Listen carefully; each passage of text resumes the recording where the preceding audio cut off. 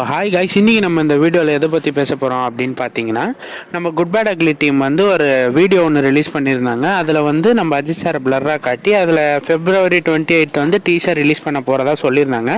And இன்றைக்கி பார்த்தீங்கன்னா வந்து நம்ம ஆதிக் ரவிச்சந்திரன் ப்ரோ வந்து அஃபிஷியலாகவே ஒரு போஸ்ட்டில் சொல்லியிருக்காரு, நம்ம February 28 7/3 டீசர் ரிலீஸ் ஆக போகுது அப்படின்னு சொல்லி.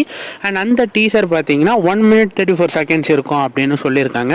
அண்ட் இந்த வீடியோ எதுக்கு அப்படின்னு பார்த்தீங்கன்னா, நம்ம குட் பேட் அக்லி டீம் வந்து அஃபிஷியலாக ஒரு நியூஸ் வந்திருக்கு. அது என்ன அப்படின்னு பார்த்தீங்கன்னா, இந்த வீடியோ கடைசி வரைக்கும் பாருங்கள், அது என்ன நியூஸ் அப்படின்றத சொல்கிறேன்.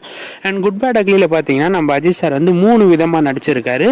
அண்ட் இந்த படத்தில் வந்து ஒரே ஒரு போர்ஷனுக்கு மட்டும் நம்ம ஷாலினி மேம் வந்து கேமியோ பண்ணுற மாதிரி இருக்குது. இன்கேஸ் நம்ம ஷாலினி மேம் இந்த படத்தில் கேமியோ பண்ணாங்க அப்படின்னா தேட்டரே சும்மா பிச்சுக்கும். அஜித் ஃபேன்ஸ்லாம் வேறு மாதிரி என்ஜாய் பண்ணுவாங்க. அண்ட் சொல்ல முடியாது, அந்த நம்ம டேரக்டர் வந்து இதை பண்ணாலும் பண்ணுவார். அண்ட் இந்த படத்தில் பார்த்தீங்கன்னா நம்ம ஷாலினி மேம் சேர்ந்து வந்தாங்க அப்படின்னா ஷாலினி மேமும் அஜித் சாரோட காம்போ கடைசியாக 25 வருஷம் கழித்து திரும்ப ஒன்றா சேர்ற மாதிரி இருக்கும். அண்ட் இது ஒரு வேறு லெவலான சம்பவமாக இருக்கும் அஜித் ஃபேன்ஸ் எல்லாருக்குமே. அண்ட் இதை பற்றி உங்கள் ஒப்பீனியன் என்ன அப்படின்றத நீங்கள் கமெண்ட்டில் சொல்லுங்கள் கைஸ்.